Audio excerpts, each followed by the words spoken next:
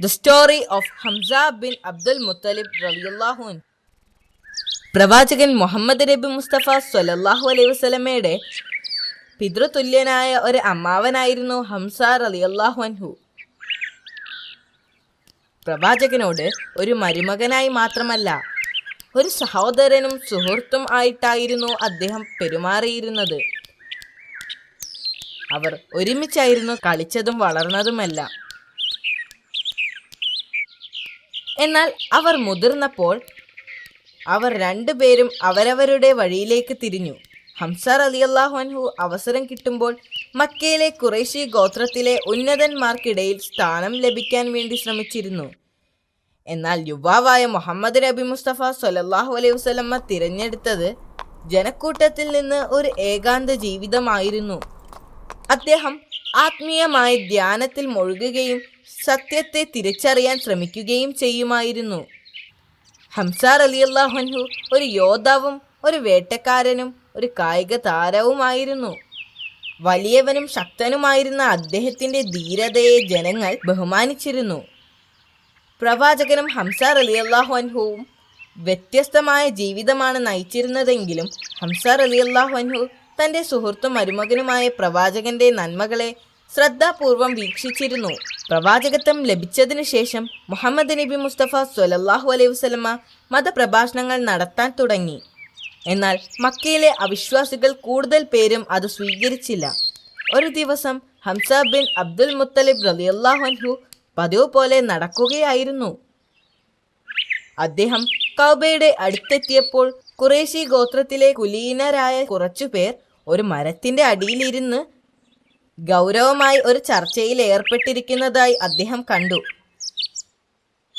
അവരുടെ ചർച്ചയെക്കുറിച്ചറിയാൻ അദ്ദേഹവും അവരോടൊപ്പം ചേർന്നു. അദ്ദേഹത്തിന്റെ അനന്തരവനായ പ്രവാചകനെ കുറിച്ചാണ് അവർ സംസാരിക്കുന്നത് എന്ന് അറിഞ്ഞപ്പോൾ അദ്ദേഹത്തിന് ആശ്ചര്യമായി. ഇതിനു മുൻപൊരിക്കലും അവർ പ്രവാചകന്റെ വാക്കുകളെ ഗൗരവമായി പരിഗണിച്ചിരുന്നില്ല. എന്നാൽ ഇപ്പോൾ അവരുടെ മുഖത്ത് വിഷമമുള്ളതായി അദ്ദേഹം മനസ്സിലാക്കി. അവരുടെ അതിശയോക്തി കലർന്ന സംസാരം കേട്ട് അദ്ദേഹം ചിരിച്ചു. എന്നാൽ ഖുറൈശികൾ അത് ശ്രദ്ധിച്ചില്ല. അവർ തങ്ങളുടെ ചർച്ചകൾ തുടർന്നു. അദ്ദേഹം അവരോടൊപ്പം അവിടെയിരുന്നു. ദിവസങ്ങൾ കടന്നു പോകുന്തോറും പ്രവാചകനെക്കുറിച്ചുള്ള ചർച്ചകൾ ഖുറൈശികൾക്കിടയിൽ പതിവായി. പിന്നീട് ചെറിയ സംസാരങ്ങൾ പ്രകോപനങ്ങളായി മാറി. ഇതെല്ലാം ദൂരെ നിന്ന് ഹംസ റളിയല്ലാഹു അൻഹു നിരീക്ഷിക്കുന്നുണ്ടായിരുന്നു. പ്രകോപനങ്ങൾക്കെതിരെയുള്ള പ്രവാചകന്റെ ഉറച്ച നിലപാട് കണ്ടപ്പോൾ അദ്ദേഹത്തിന് തൻ്റെ മരുമകനോട് മതിപ്പ് തോന്നി. പ്രവാചകന്റെ കുട്ടിക്കാലം മുതൽ കൗമാരം വരെയുള്ള കാലത്തുള്ള സത്യസന്ധമായ പെരുമാറ്റത്തെക്കുറിച്ച് അദ്ദേഹത്തിന് അറിയാമായിരുന്നു. അവർ ഒരുമിച്ച് കളിച്ചു വളർന്നതിനാൽ അദ്ദേഹത്തിന് തന്നെ അറിയാവുന്നതുപോലെ തന്നെ വ്യക്തമായി പ്രവാചകനെയും അറിയാമായിരുന്നു. പ്രവാചകന്റെ ജീവിതം സൂര്യപ്രകാശം പോലെ പരിശുദ്ധമാണെന്ന് അദ്ദേഹം മനസ്സിലാക്കിയിരുന്നു. പ്രവാചകനെ ദേഷ്യപ്പെട്ടോ നിരാശാജനകമായോ അത്യാഗ്രഹിയായോ അദ്ദേഹം ഒരിക്കലും കണ്ടിട്ടില്ല. അദ്ദേഹം ഒരു ശക്തൻ മാത്രമല്ല, വളരെ ജ്ഞാനിയുമായിരുന്നു. അതുകൊണ്ട് തന്നെ സത്യസന്ധനും വിശ്വസ്തനുമായ പ്രവാചകനെ അദ്ദേഹം പൂർണ്ണ മനസ്സോടെ വിശ്വസിച്ചിരുന്നു.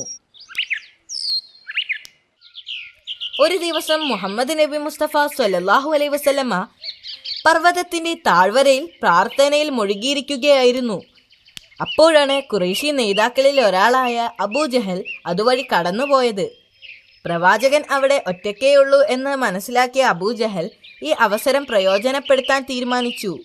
അബൂജഹൽ പ്രവാചകന്റെ അടുത്തേക്ക് ചെന്ന് അദ്ദേഹത്തെ അസഭ്യം പറയുകയും അദ്ദേഹത്തെ ഉപദ്രവിക്കുകയും ചെയ്തു. പക്ഷെ പ്രവാചകൻ തിരിച്ച് അയാളോട് ഒരു വാക്കുപോലും പറയാതെ വളരെ ശാന്തനായി നിന്നു. ആ ദിവസം ഹംസ റളിയല്ലാഹു അൻഹു പതിവ് പോലെ തന്റെ വീട്ടിലേക്ക് മടങ്ങി പോകുകയായിരുന്നു. അപ്പോൾ അബൂജഹലിന്റെ ജോലിക്കാരി ഉച്ചത്തിൽ വിളിച്ചു പറഞ്ഞു, "ഓ ഹംസ, താങ്കളുടെ മരുമകൻ അബൂജഹലിന്റെ കൈകളാൽ എന്തു പറ്റിയെന്ന് അറിഞ്ഞോ?" പിന്നീട് അവർ അബൂജഹൽ പ്രവാചകനോട് ചെയ്തത് വിശദീകരിച്ചു.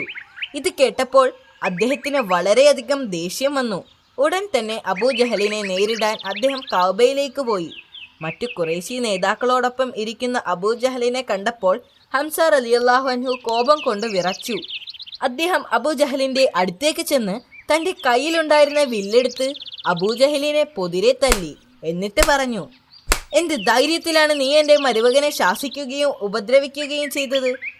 ഞാൻ ഉറപ്പിച്ചു പറയുന്നു, ലാ ഇലാഹ ഇല്ലല്ലാഹു മുഹമ്മദ് റസൂലുള്ളാഹ്, ഞാൻ മുഹമ്മദിൻ്റെ മതമായ ഇസ്ലാം മതം സ്വീകരിക്കുന്നു.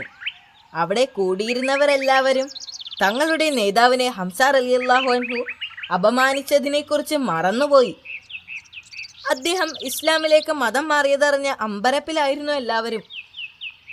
ഖുറൈശികളിൽ ശക്തനും ആദരണീയനുമായ ആ യുവാവ് ഇസ്ലാം മതം സ്വീകരിച്ചതെന്ന് അറിഞ്ഞപ്പോൾ അവർക്ക് വിശ്വസിക്കാൻ കഴിഞ്ഞില്ല.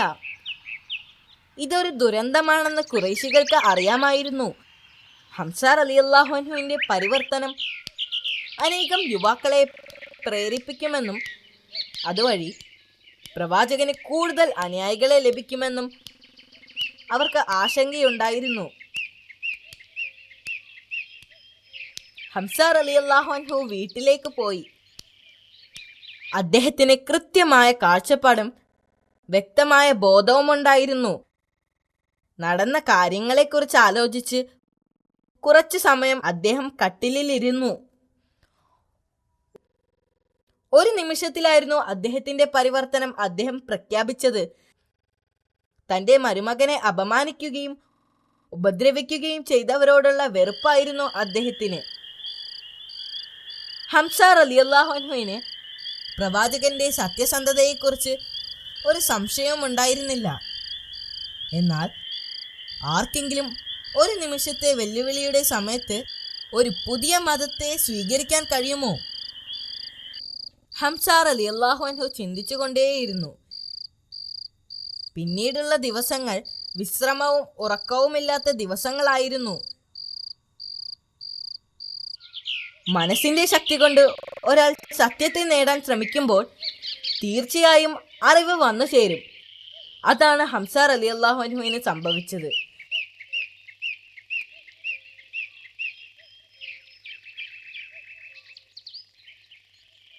അദ്ദേഹം കഅബയിൽ പോയി പ്രാർത്ഥിക്കുകയും സ്വർഗത്തിനു വേണ്ടി കേണപേക്ഷിക്കുകയും ചെയ്തിരുന്നു.